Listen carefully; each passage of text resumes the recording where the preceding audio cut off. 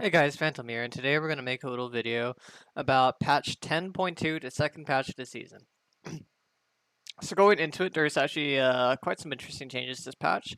Nothing like really on a big grand scale, but there's a few things that are worth discussing. So first off, if we were to talk about Aphelios and how good he ended up being, he is quite honestly, once you master him properly and see what this champion is capable of, you'll find in patch 10.1, he was just undoubtedly the best ADC among everybody.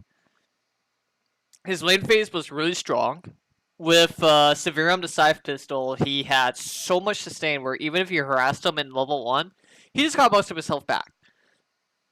And then with Colubrium, he was able to play a lot like Caitlyn, so it was almost like you were facing an even better version of Caitlyn when it came to his level 1.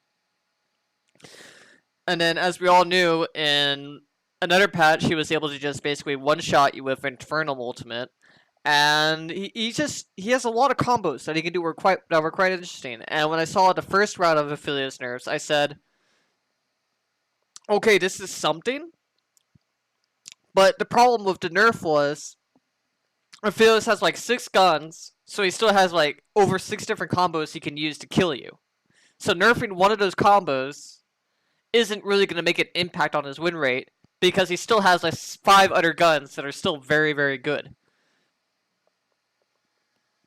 When you read these nerfs, you'll find that they're taking quite a bit of damage away from him. And it actually is a lot. And if you were to give these type of nerfs to any other champion, like a nerfs on this scale to like, I don't know, let's say Jhin. Jhin wouldn't just even be meta anymore. Jhin would just be trash. So like these type of nerfs are normally good enough to take down a mediocre champion or an above average champion. But since Aphelios is so good, it's kind of like, let's say you were to grade a champion on 1 to 100 in points, like a natural grading scale. 100 being the maximum points you can have.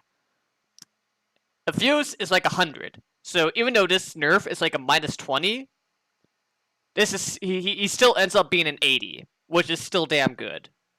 So these nerfs do matter, but all they do is they make them more fair when you put them against the top tiers. So it takes them away from like the undoubted king spot, and instead puts them somewhere around here or here. Okay, so next up we have a Draven buff. So they're giving him a little bit more punch in his ultimate. He gets more base damage at rank 11 and rank 16, 1.3, and in 1.5. This is a nice little buff, but it's not gonna be the end of the world buff. Like a Draven player much rather have like his Q buffed or his health buffed or his armor buffed. Ultimate buffs very rarely matter because the buffs that matter the most are QWE buffs or passive buffs because those are the abilities your champion is spamming. So unless it's like the type of ultimate where every champion where you're just kind of going, God, I really wish I had this ultimate. God, I really had this ultimate. It doesn't make that much of a difference because most Draven players, I don't know about you, get their kills just from auto attacking you with Q. Most of them will just basically Q you to death if they're gonna get a kill. Very rarely do you see them actually need to use DR. Sometimes they'll use it mid-combo, or sometimes they'll use it for like a fancy execution, but if Draven was to count how he got, like, I don't know, if let's say Draven gets 10 kills in a game, 7 of his kills are probably just from the auto attacks without even needing the ultimate. So this is a very mediocre buff. It's nice, but it's not actually something that we're going woo about. Next up, so they're giving Jinx a nice little buff. She now gets to activate her passive on epic monsters, which is going to be interesting, but I don't really think that this buff is going to matter too much because I think it'll be nice to help her get from location A to location B in a safer place after getting like a dragon or a baron. But in the average team fight over dragons and barons, the dragon and the baron is still alive, and it's most likely the team that's doing the baron is turning on the enemy team approaching them. So she's very rarely going to enter this moments where, oh boy, guys, we gotta kill the dragon. We gotta kill the baron. We gotta make sure we get this quickly. So I can enter get excited so we can enter the team fight. No, that's not really gonna happen. So I think it's an interesting buff. Maybe it might end up mattering, but I don't think it will because in most scenarios, if you're doing Baron or Dragon and the enemy team is approaching you, you just turn on them. Okay, next up. This is going to be one of the bigger buffs this patch. So we have Karma. So her Q and her W base damages are going to be buffed up by 10 for every level. This actually matters a lot for all the Karma styles, especially for mid and top. Because the thing is, a while ago, they did take away Karma's Q damage by roughly 20%. And that's kind of what kicked her out of mid and top because people just didn't like the fact that she had less damage now. So the fact that they're adding damage back to her toolkit kind of just allows her to be played in a multi-lane role playstyle again. It makes people more considerate. I actually firmly believe that Karma is one of the better supports this patch. But I actually say, with these round of buffs, I think it's slowly safe to say that she's probably going to be one of the best supports of this patch. That being said, there's a wide arsenal of good supports for you to pick right now.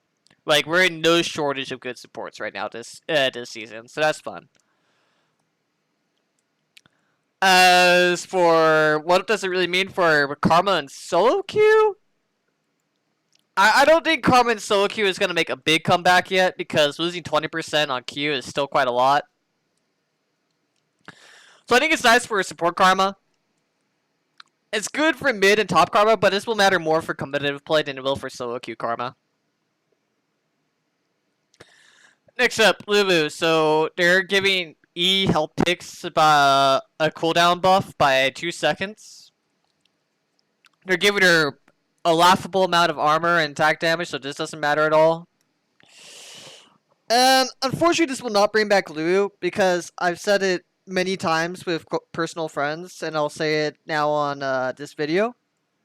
Lulu's problem right now in the meta is when you look at what's in the A list, you look at what's in the S list, and you're going to notice one of two things.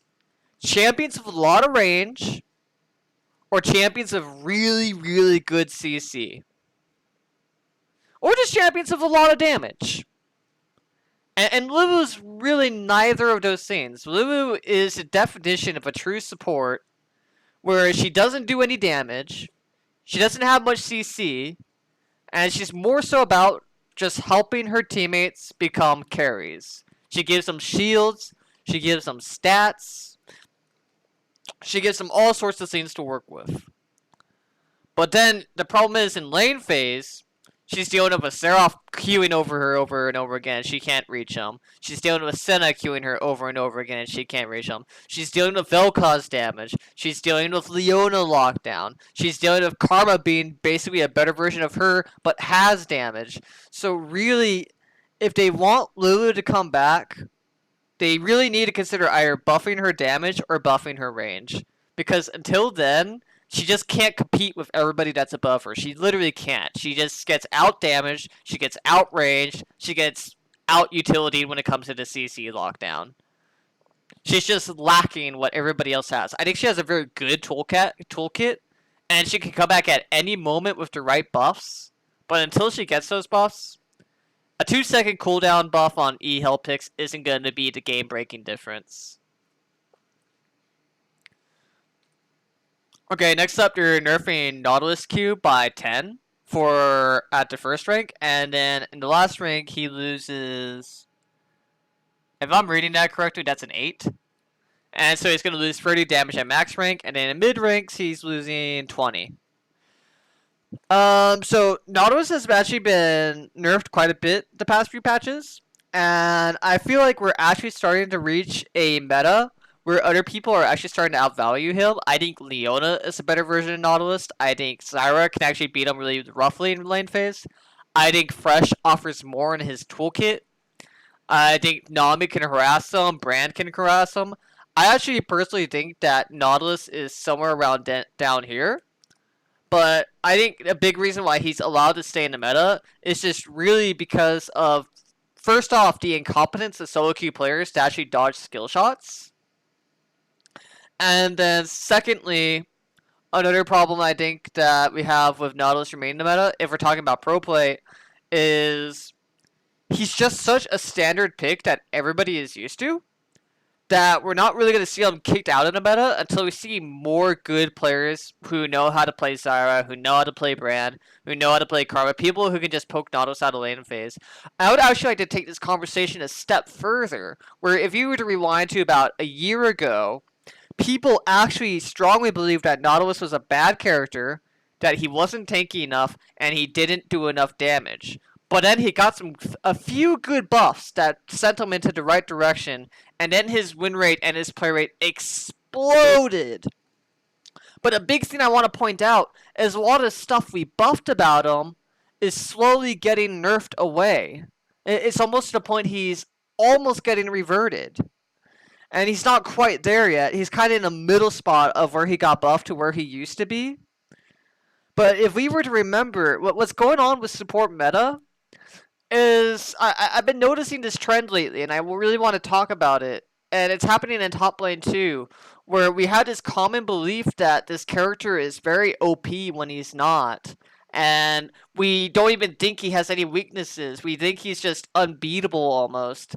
And we don't even try to experiment, and it just really allows these characters to do things that they shouldn't be allowed to do both in solo queue and in pro play. When just experimenting around with characters, and we can realize that these characters aren't as OP as we believed them to be. We can realize that they do have counters, that they do have weaknesses. One of the best examples would actually be Aatrox, where we thought he was just this undoubtedly broken character. But then we realized, no way, Kled has a good matchup to him. Renekton has a good matchup into him. Akali has a good matchup into him. Camille has a good matchup into him. Even Hecarim has a good matchup into him. Fiora has a good matchup into him. Even when Aatrox was kind of OP, he still had these weaknesses, and it was really things we weren't considering, and it was kind of problematic. So I would really like it if the community would look at Nautilus and reconsider, does this character really have no weakness, especially now that he's being nerfed again? I would really like people to actually try using Zyra, Brand, and Karma into him, and they'll see that the champion can be punished during lane phase. So that being said, I think he's still a good character, but I don't think he is OP as he used to be, especially when we have better tanks like Leona. I know I spent a long time talking about this, but I'm gonna go on to the next character. So now we have Kiana. She is having her attack speed gutted. Kiana's strength in the jungle was making it difficult to keep her in check since she was reliable flex pick in pro play. You want to encourage her identity as a millionaire to keep her from running amok in the wood. This is just Riot bluntly saying that they don't want any creativity happening in the jungle, and it really pisses me off. Like, they take away Silas, they take away Camille, they tried to take away Talia, and it's just like the jungle meta is so freaking stale, especially when you're talking about pro play, where it's literally just Karthus Gragas, Karthus Gragas, Karthus Gragas, and it's just. If I was to make a pro play tier list for jungle, it would be the most boring thing ever. Of like 3 or 4 champions that are kind of viable. And it's just. They're removing something else. For solo queue, Kiana's gone. She's gone. So another cool jungler just got taken away. So sorry, people. We lost another one. Say thank you to Riot.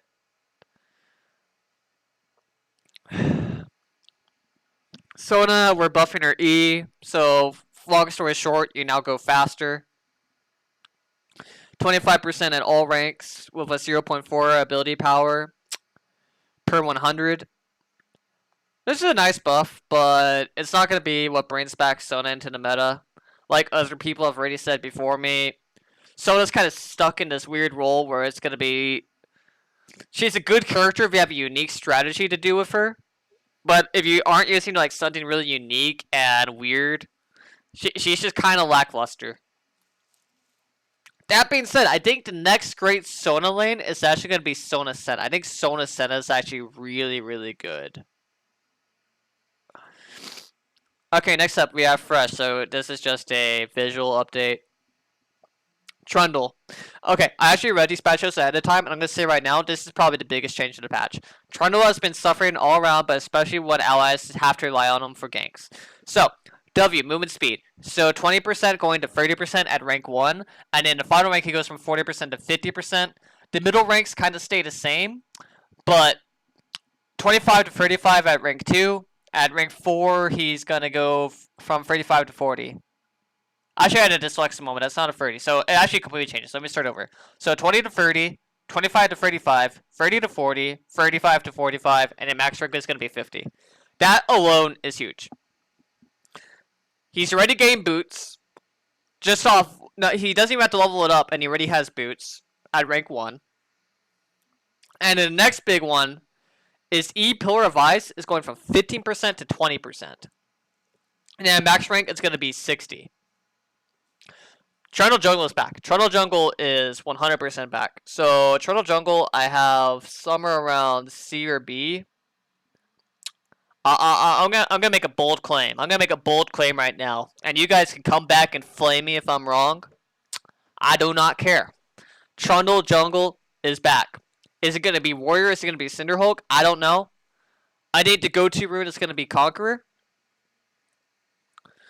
If not Conqueror, then Press the Attack has potential. Lethal Tempo or whatever it's called, the one in Domination has potential.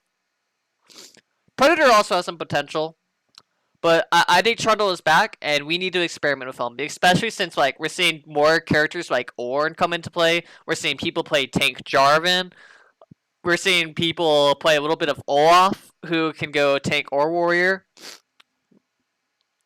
We're seeing Lee Sin. Like the characters that are in the meta right now, not just for jungle, but in top lane. We have some really tanky characters like Ornn, Darius, Set, Mordekaiser, Shen, Poppy. For mid lane, we have some Vladimir, so you can be tanky.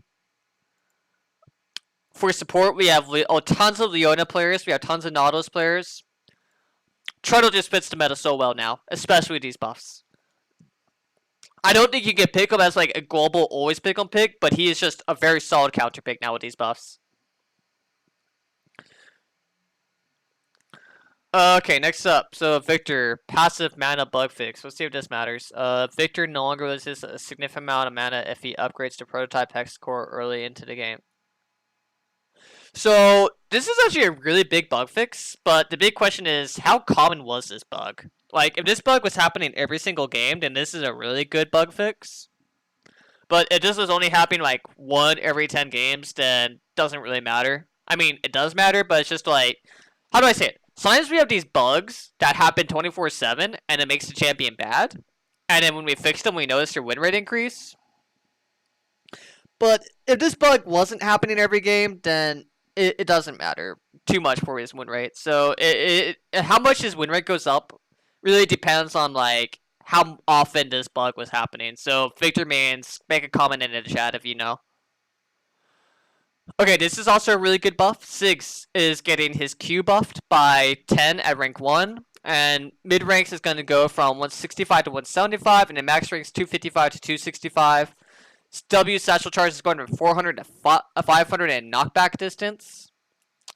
And then E, this one is being buffed from 20 to 10, 25 to 35, 30 to 40. So by 10 for every level. So does this bring so the lanes can be played in are mid and ADC. Does this bring back Siggs ADC? It has potential. It definitely has potential. But I'm unsure. I would need to see the gameplay to actually say if it brings them back to like up here. But it's definitely not going to be enough to bring them up here. Maybe it brings them up here, but I think he's just going to stay the same. That being said, people are probably looking at this ADC tier list and going like, what the hell? I hate to deliver bad news, but mages are amazing. Like, mages are just good. So the next step would be like, how good is he in mid lane? I definitely don't believe this is gonna be enough to bring him back in mid lane. I'm actually positive on that because he just has so much competition that outvalues him right now. Next, Cloak of Agility being nerfed by 5%. I'm pretty sure they're doing this because they want to Nerf the whole BF sword, cloak of agility route that people are doing. Make it less appealing, make people complete their items. Do I think this is going to have a huge impact on ADCs or mid laners or whatever? I don't think the impact's going to be that huge. I think this is okay. Especially when you get the 5%, when it looks like you're actually going to get the 5% back when you complete the items, so I'll have to check that out. But I think this is alright. This is fine. And then Frozen Heart, buffed by 10 armor. If you watched LS's video, he already said a lot about this. I'm going to make it a little bit more simple. The reason why Frozen Heart's a bad item right now is because most of the tank items have really cool special abilities. You have Righteous Glory, it makes champions faster. You have Gargoyle Stoneplate, it makes you super tanky in team fights. You have Sunfire Cape, it makes you do a lot of damage. Foreign Mail gives you grievous wounds against healing teams. Like the core problem is that Frozen's Heart's special ability just fucking sucks. Like, the 10-20% attack speed you're taking away from ADCs is just like, I'm sorry. Come late game, when the ADC has like 4 different Zeal items and it's just losing lethal tempo or however you spell it, the ADC doesn't care if he loses 20% attack speed. He really doesn't care at that point. If anything, he's overcapping on attack speed once you come late game. So Frozen Heart's special ability might as well not even exist. Like, what makes Frozen Heart an interesting item is it's the tank item that gives 20% CDR. If you notice, every class has one item that gives them 20% CDR. Damage characters that are melees have Black Cleaver or Triforce that gives them 20% CDR. Mages have Luden's Echo. I don't think ADCs have anything, actually. I don't think ADCs have go-to CDR items, if I'm thinking correctly. Yeah, ADCs are the only class that don't really get CDR. And in tanks, they have Frozen Heart. So Frozen Heart's supposed to be a go-to CDR item for tanks, but the big problem here is that there's so many good anti-tank strategies in this game and so many good anti-tank characters that armor doesn't feel like the greatest stat to build into. And then secondly, if that wasn't enough, the special ability this item gives is just outright worthless. And you look at the other tank items where you look at their special abilities and they're just so much better.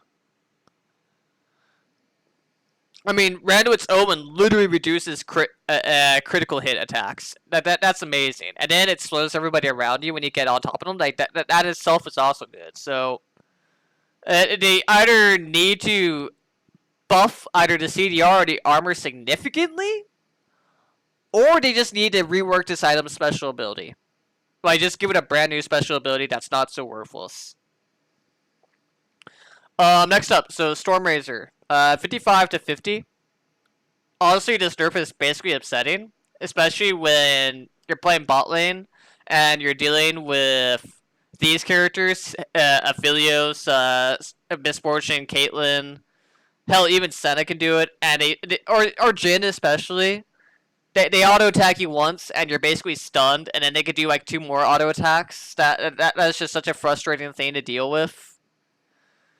You're not really going to care about the 580 you're losing. Maybe if they nerfed it by 10, then this would be a real nerf. But no, people want this for the special ability. The special ability this thing has is just amazing. Like, the fact that they didn't touch this one at all is just... Ugh. It's frustrating. Like, you'll be running away from Caitlyn, and with her super long range, she auto-attacks you with Stormrazor, then she just gets to kill you because you're too slowed. Either you have Flash or you don't. And then even if you do have Flash, she has Headshot as her, or whatever you call her ultimate, and then she just ults you anyways. And because she has Stormrazor, Essence River, Infinity Edge, she just kills you with the ultimate.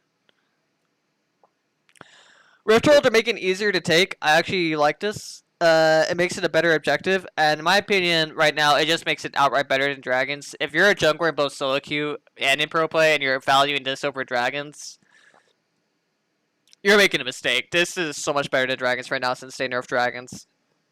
That being said, I'm going to actually talk about Dragons a bit this patch. I mean, with this patch rundown. So, it's actually better for the most part if you skip the first dragon if it's useless for you. So that way you can triple stack the third dragon that spawns, because almost all dragons are good if you can triple stack them. I'd say the best dragons to go for, if you can get them at rank 1, is water is by far the most useless with just one of them. Fire is okay. Wind and earth are undoubtedly the best because wind just gives you the full 10%. It didn't really get nerfed at all. Earth is okay if you have the right comp for it, but I wouldn't die for earth. So my favorites are actually wind and fire. Earth you don't need to die for. Water is just worthless. But water soul is ironically probably the best soul. Okay, so then bug fixes. Caitlyn no longer bonus headshots by inputting the attack move command near the targets while they are trapped and netted simultaneously. Caitlyn can no longer use attack move to tapped or on a target while she is crowd controlled. Okay, so if this is true, I heard a rumor with this. Is what they're talking about here is this might just outright gut Caitlyn. Like, this will actually completely gut Caitlyn, like the best Caitlyn player as ever. So if you were to fully master Caitlyn, this really doesn't matter for casual Caitlyn players in solo queue. But if you were to talk about before this patch happened, the two best ADCs is actually Caitlyn and Aphelios. And I know I didn't have Caitlyn on this list for S Plus originally.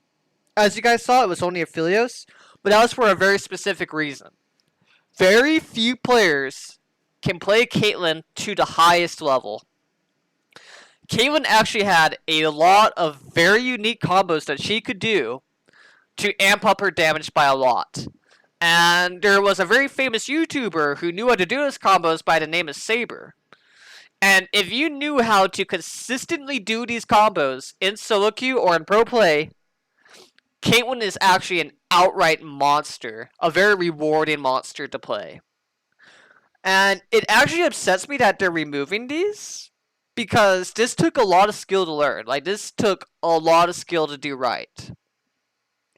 And so, you're seeing this trend where Riot is making a firm stance that they really don't like attack move type combos, and it's kind of pitiful. So, without these combos, she gets nerfed to down here. It's not going to nerf her to here because, in all honesty, Caitlyn had a good win rate with 90% of the player base not knowing how to do these combos. But if you were one of the very few players that knew how to do these combos in Challenger, and she was probably this good, and I feel really bad for the Challenger Diamond Grandmaster Caitlyn run tricks who knew how to do these. Like, I'm saluting to you guys. Like, you had a really hard combo. It took you a lot of practice to learn it, and it's gone now. So, sorry, guys.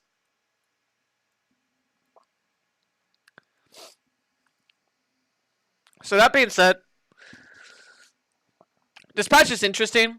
Caitlyn lost her auto attack move abilities. Aphelios is now even with the rest of the S tier champions. Jungle meta didn't really change at all, besides Trundle coming back. So actually, this could actually make a big impact. Let me correct myself. So jungle meta got Trundle coming back.